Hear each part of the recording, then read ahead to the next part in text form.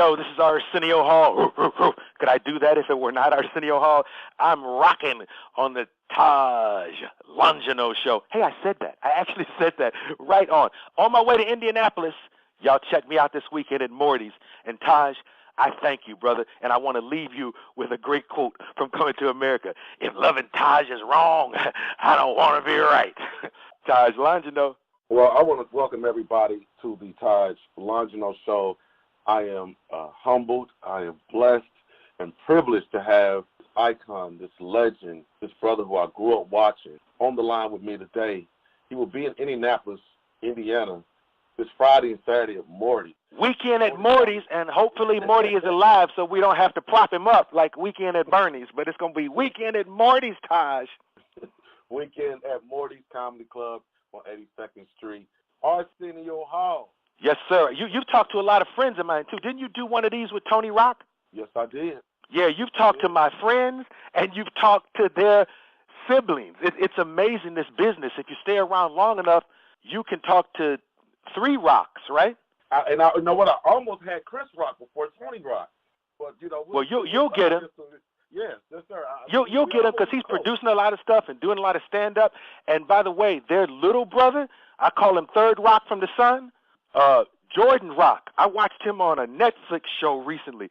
That young man is not only a good stand-up, he's a real good actor. Jordan Rock might be the best actor in that family. I'm at to check him out. I'm at to look him up. Jordan Rock. Yeah, look up Jordan Rock and watch him on this Netflix show where he plays a craft services guy, which in a film is the person that feeds the actors. I'm telling you, this little brother, as a matter of fact, Tony told me, I don't know if he told you this, but I saw an interview of Tony, and they said, who's your favorite comedian? He said, my brother Jordan. So that's why I looked up Jordan. I didn't even know there was a Third Rock from the Sun. But eventually, you'll get them all, man. You got to get the bookends now. Get Jordan and get Chris. And thank you for having me. You coming to Indianapolis. Is this your first time in Indy? Yes, sir. It's going to be my first time being there for more than 24 hours. My son is a student at IU, so I pass through there, and I go down. I even did some stand-up on his campus recently for the Hoosiers. But the bottom line is this will be my first time leaving the Indianapolis airport and staying in Naptown and doing what I got to do. And if you ain't seen me live, you ain't seen me. So y'all got to come out because we get rid of all the lawyers and the network standards and practices and all the censors, and we get to really talk about what's going on in our world. And nobody knows like me. A lot of people just write jokes about Trump. Don't forget, I won Apprentice one year, so I know Trump. When I do my thing, it's a little different. So the city of Indianapolis can expect from Arsenio Hall uncensored, unmonitored, unscripted. Absolutely, and you get to, you know, like there's a lot of crazy politics right now, and I'm one of those kind of guys. I made up a term called Republicrat. I'm a Republicrat, which means I don't trust none of them. I'm right in the middle, looking at all of them with suspicion. You know, when we had to vote for Hillary Clinton or Donald Trump, that was the worst day of my life. And I don't like neither one of them. Hillary Clinton and Donald Trump, that's like a choice. That's like asking me who my favorite Menendez brother is or something. I ain't with neither one of them. So when you come see me, I'm going to hit everybody, and we're going to have a good time. We're going to talk about childhood, music, the human condition. We're gonna deal with everything. We're going to have a good time, man, and there's no greater time for us to laugh. So come on out with me this weekend. Most people who know you, including myself, know Arsenio Hall from the Arsenio Hall show, okay? And from acting, my 2 favorite movies, Harlem Nights, Coming to America. What inspired Arsenio Hall to return to stand-up where it all began? Wow, stand-up, it's funny. Me and a bunch of comics were hanging out, and it was back when Charlie Murphy was still alive. Rest his soul. Rest in peace. Probably one of the guys you love from Harlem Nights. I can't even look at Harlem Nights sometimes now, man, because I miss Charlie so much. It's still kind of fresh for me. By the way, this is I don't know when you're going to air this, but you're going to air it this week, obviously, and it's Eddie's birthday today. So we'll look back and say, yeah, his birthday today. Okay. But yeah, I miss Charlie so much. And it's fun. We went to watch Charlie. Me and Eddie and a couple friends went to watch Charlie. And I enjoyed it so much. I told Eddie, I said, I miss stand-up. He said, I do too, man. We should do it again. And we were going to go out and start doing stand-up again. And I went out and started doing stand-up again. And every night I say, yo, Ed, let's go. Let's roll to the Comedy Store. Let's hit the Improv. Let's work on some of these jokes. And I kept working out until I had an hour. And I was ready, and I had missed it so much, I started doing clubs and going back on the road. Now, Eddie got more money than God. So Eddie was like, man, I know I said I'm going to do it, but I ain't ready to do it right now. He never came out with me. And so all of a sudden now I'm out here doing this and I'm having fun. But we had wanted to do stand-up again because we knew that we were coming into a period where we probably would do a sequel to Coming to America. And we were like, oh, it will be fun to do Coming to America 2 and then go on the road and do some stand-up. So I just got ahead of the game, and I'm loving it, man, because, you know, this is the opportunity when you can, like I talked to you today, and I got to actually talk to a guy who grew up watching what I do.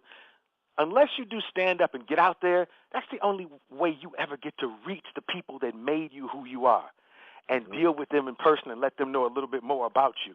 So I'm loving it. I'm back into it. I got bit by the stand-up bug, and I hadn't done it for like 20 years. I stopped around the 911 crisis because, airports were changing and travel was changing, and they was taking a brother's toenail clipper from him at the airport, and I stopped traveling. Also, I have an 18-year-old son, so I stopped around the time when he was born because I wanted to be around, which is one of the most important things to me as a father, just to see my son walk for the first time and to see him stand and know his favorite color and all that kind of stuff was very important to me, and I had enough money to do it, so I pulled away from everything for about 18 years, and now he's in college, and that's the real reason I'm back doing things freely and having fun because I have that kind of time now. I'm an empty nester.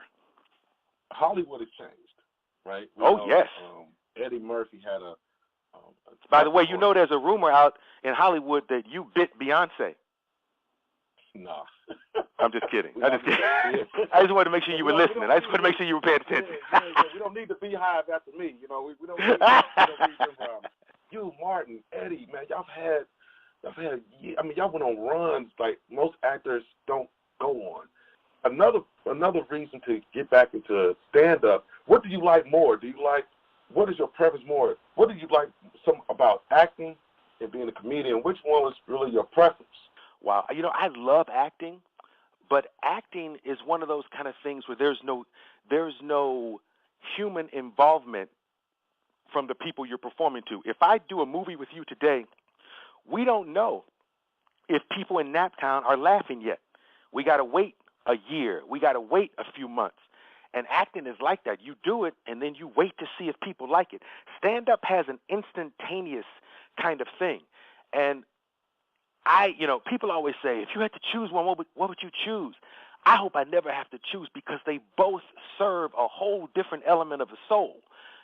One allows me to totally be me, and one allows me to live fantasies and be everything from an 80-year-old barber to a pimp named Tasty Freeze. You can do anything right. as an actor. So I love them all, but they serve different purposes. For me. Now, acting, I'll tell you how much I love acting. All my friends know. I got a call the other day from Reverend Run, and he's doing a show at Netflix. Him and his incredible wife, Justine, are doing a thing over at Netflix where they're going to kind of reboot.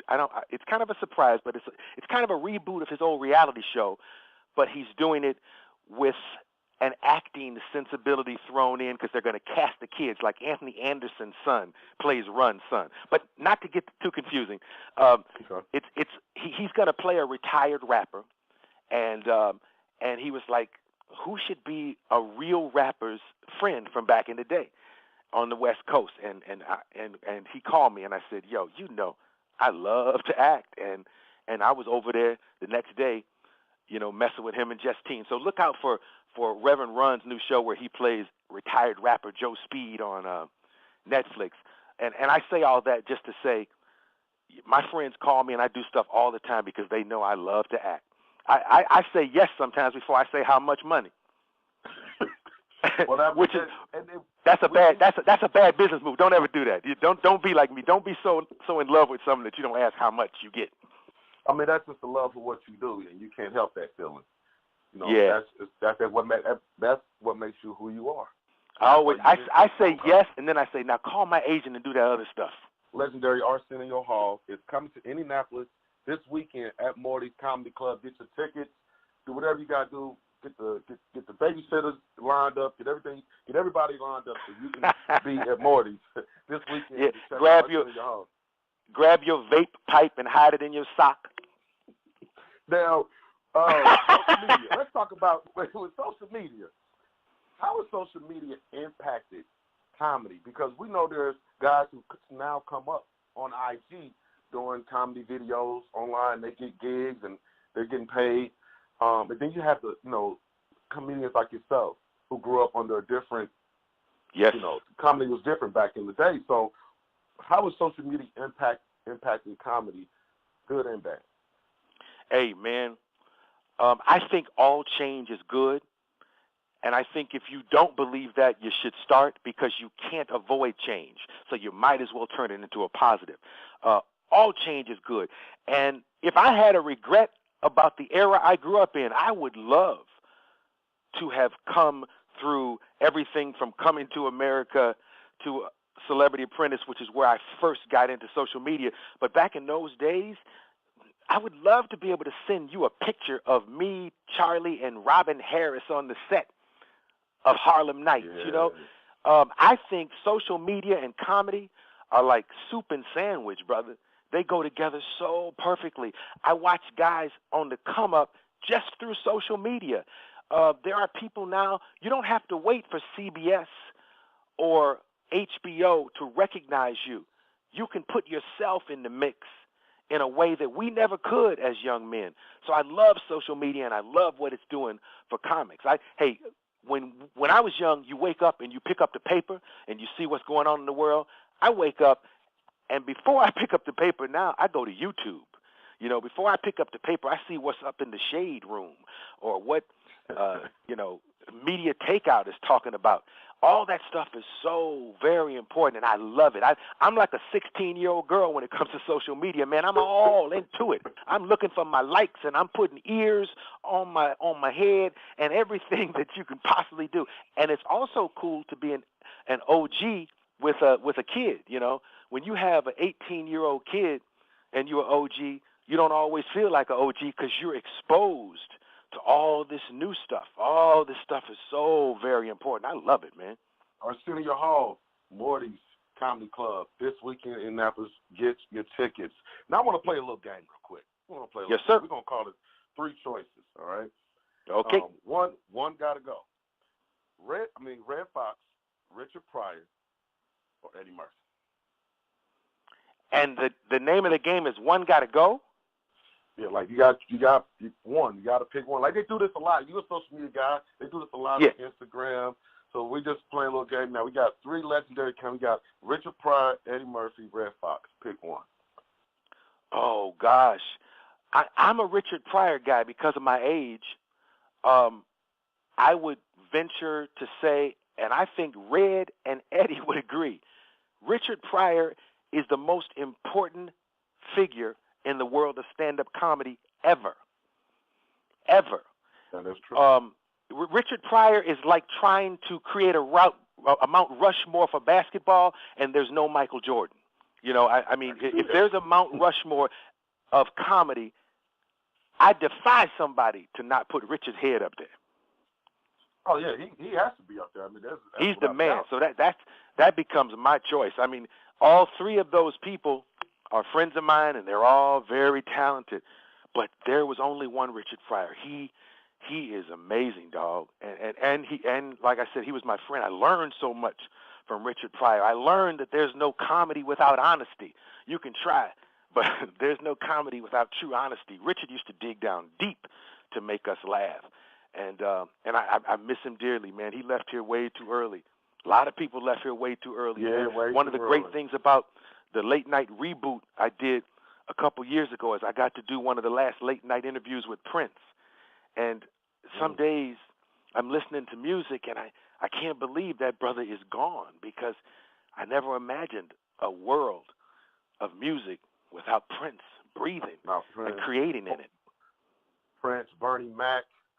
Yes, sir. When I started stand-up in the Midwest, I'm from Cleveland, but I didn't start in Cleveland. I went to Chicago to audition for Second City, and one night went to a comedy club, and Bernie Mac was standing in the audition line.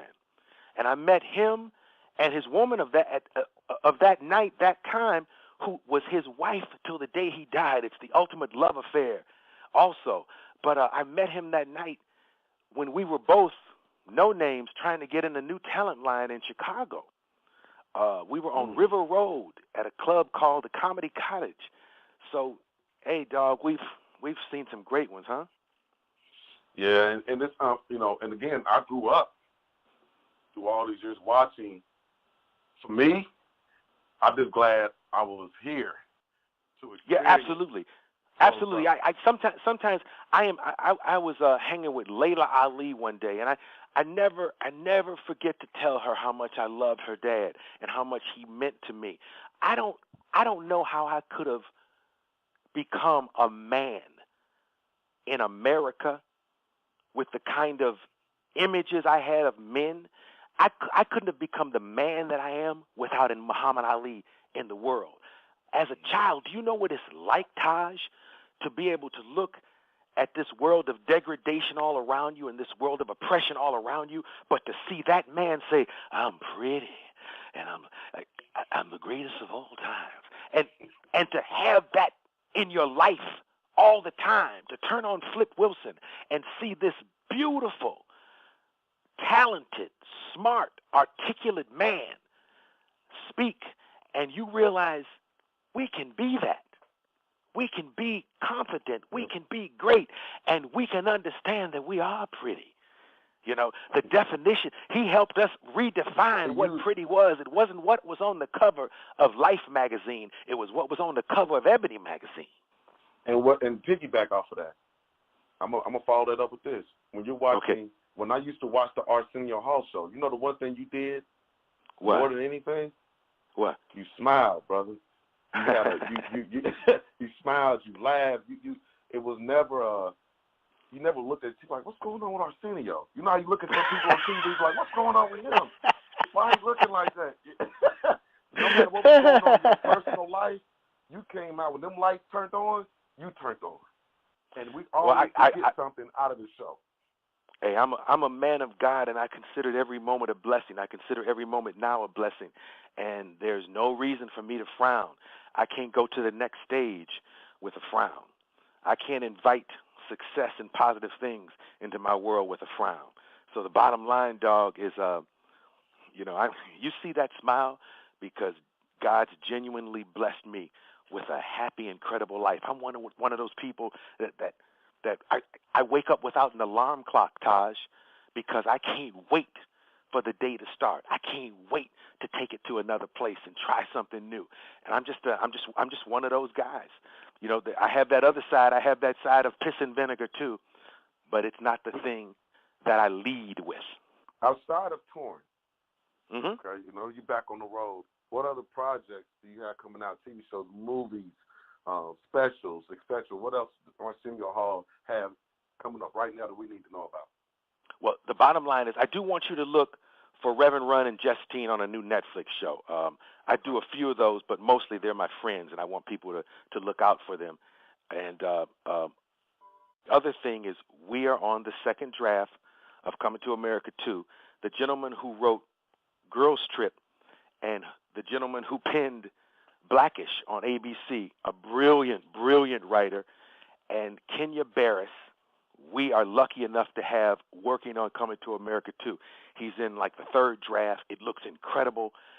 By the end of the year, we'll probably start to put the deals together and everything. And that movie, I joked with Eddie the other day. I said, we finally about to do Coming to America after all these years. We ain't going to even need makeup to play the barbers because we so damn old now we can do it without the makeup, dog. But, yeah, look out for that. And come check me out this weekend at Morty's. And I appreciate you, dog, for taking this time. I'm going to head over to Roscoe's Chicken and Waffles now and have lunch with Sherry Shepherd. I appreciate you. Arsenio Hall, Indianapolis, Indiana, this weekend, Morty's Comedy Club.